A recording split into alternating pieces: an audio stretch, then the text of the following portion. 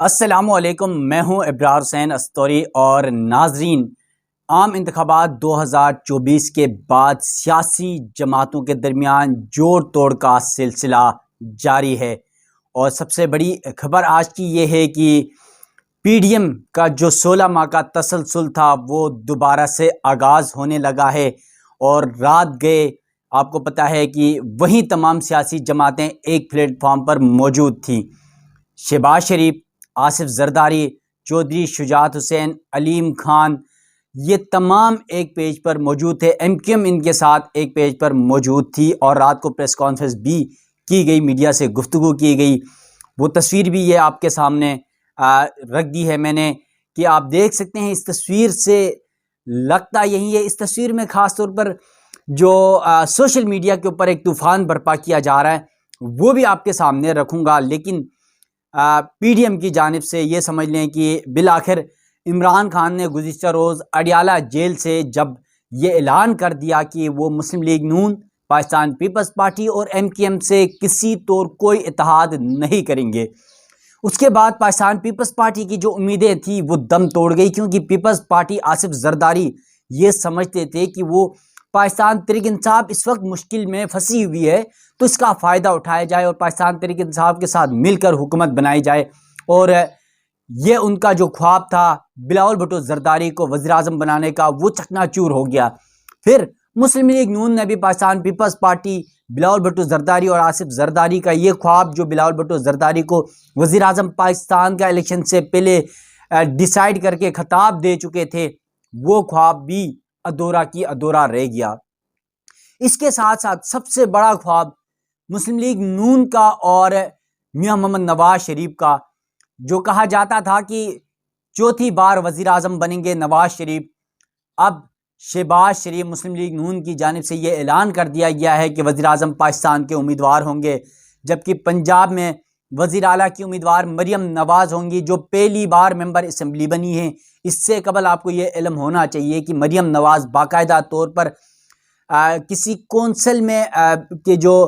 دیہی کونسل کی چیئرمین یا کوئی ممبر بھی نہیں رہی، لیکن پہلی بار وہ انتخابات میں انہوں نے حصہ لیا۔ کیسے جیتی وہ تو آپ کو بھی پتہ ہے۔ اگر یقیناً صاف شفاف انتخابات ہوتے، جس پر سوالات بہت سارے اٹھائے جا رہے ہیں، خاص طور پہ پاکستان تحریک انصاف کی جانب سے جو 45 فارم ہے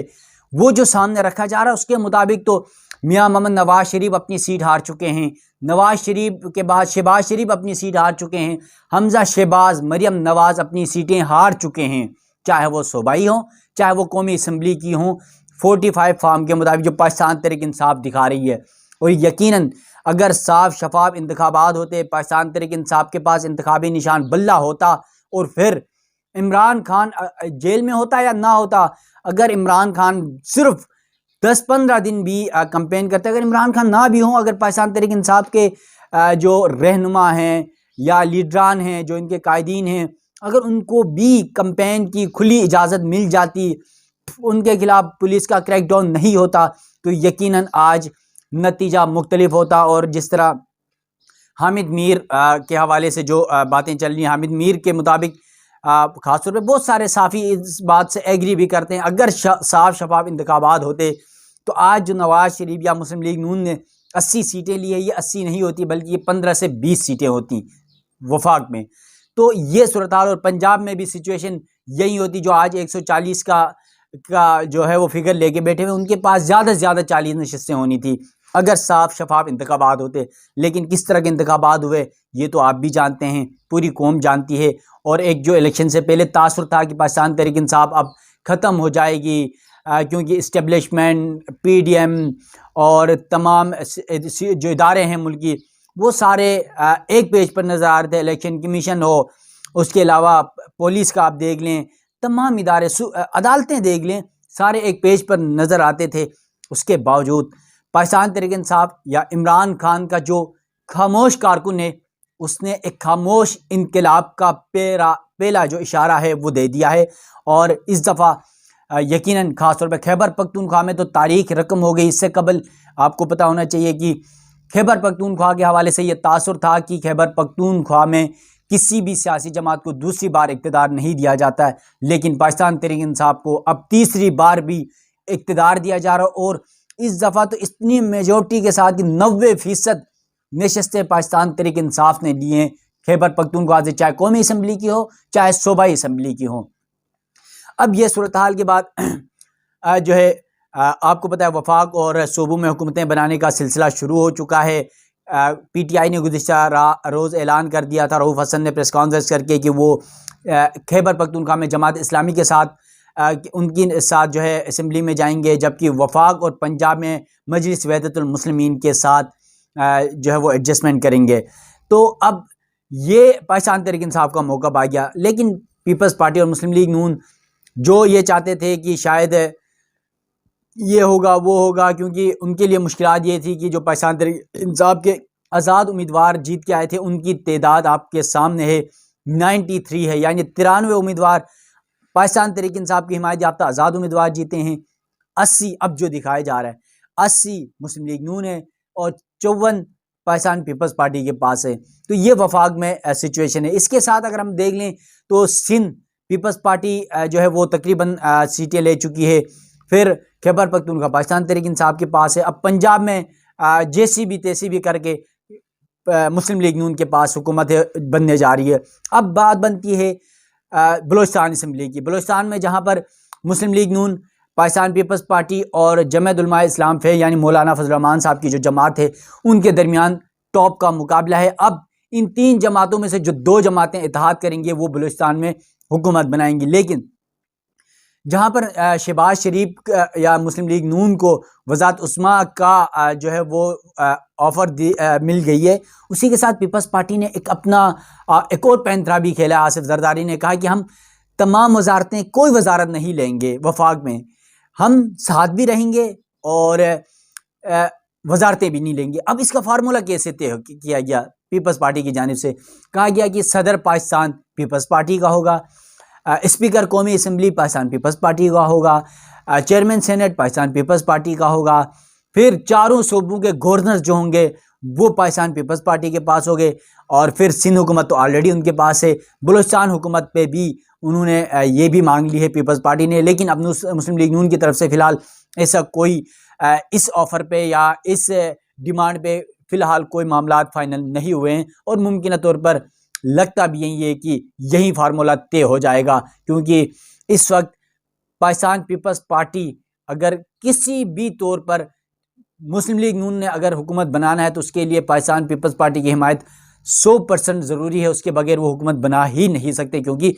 عمران خان اور پاکستان تحریک انصاف تو کسی صورت چاہے ادھر ادھر ہو جائے دنیا، وہ مسلم لیگ نون کے ساتھ اتحاد نہیں کر سکتے۔ اب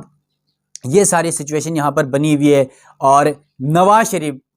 جس کا خواب تھا چوتھی بار وزیر اعظم بنے گا، اس کے خواب چکنا چور ہو گئے، وہ اب وزیر اعظم نہیں بن رہے، اور لگتا یہی ہے کہ اب میاں محمد نواز شریف صاحب کی جو آخری خواہش تھی کہ چوتھی بار وزیر اعظم بننے کی، وہ دم توڑ گئی ہے۔ اور اگر اس بار نہیں بنے، وہ میں ایک آرٹیکل پڑھ رہا تھا متی اللہ جان صاحب کا، متی اللہ جان صاحب نے لکھا کہ نواز شریف کے پاس اور مسلم لیگ نون کے پاس یہ آخری موقع تھا نواز شریف کو وزیر اعظم بنانے کے لیے اور پاکستان میں حکومت بنانے کے لیے، اس کے بعد شاید نواز شریف کو کوئی چانس نہیں ملے گا، مسلم لیگ نون کو وفاق میں حکومت بنانے کا کوئی چانس نہیں ملے گا۔ اور یہ فیکٹ اور یہ عوامی ووٹ کی بنیاد پر متی اللہ جان صاحب کا یہ میں ٹویٹر پر بھی تھوڑی دیر پڑھ رہا تھا، یقیناً یہ ان کی کا جو تجزیہ تھا اس سے میں بھی ایگری کرتا ہوں۔ اور پھر مسلم لیگ نون شاید اس حکومت کے بعد اپنے آپ کو بہت زیادہ بیک ورڈ پہ لے کے جائے گی، پھر پاکستان پیپلز پارٹی بھی جو ہے وہ تنزلی کا شکار ہو رہی ہے۔ اور اس وقت مسلم لیگ نون اور پاکستان پیپلز پارٹی جو ہے وہ حکومت ضرور بنانے جا رہے ہیں، لیکن مستقبل پاکستان تحریک انصاف کا نظر آ رہا ہے، اور جو ایک کہا جاتا تھا کہ پاکستان تحریک انصاف ختم ہو گئی، عمران خان ختم ہو گیا، ان کے لیے یہ آج کی اس ویڈیو میں یہی پیغام ہے کہ عوام نے، چاہے وہ حافظ دواخانے کی دوائی ہو، یا پھر پنجاب میں پولیس کا روپ ہو، یا پھر نواز شریف شہباز شریف کا پینترے ہو، یا زرداری کی مفاہمت ہو، سب کچھ کو عوام نے رگڑ کر رکھ دیا، اور پھر میجورٹی کی بنیاد پر اگر کس پاکستان کی سب سے بڑی جماعت اگر چاروں صوبوں کا لے لیں، صوبائی اسمبلیوں کا بھی اور وفاقی نشستوں کو بھی، جو فیڈرل قومی اسمبلی کی، تو پاکستان تحریک انصاف سب سے بڑی سیاسی جماعت اس وقت پاکستان میں ہے، اور سب سے زیادہ ووٹ بینک رکھنے والی سیاسی جماعت ہے۔ اور پھر خیبر پختونخوا میں علی امین گنڈاپور کو وزیر اعلیٰ خیبر پختونخوا کے لیے نامزد کیا ہے۔ چیئرمین جو عمران خان ہیں انہوں نے اڈیالہ جیل میں گزشتہ روز یہ نام اعلان کر دیا ہے، اس پر بھی کنٹروورسی شروع ہو گئی ہے۔ لیکن اب دیکھنا یہ ہے کہ اس تمام سیاسی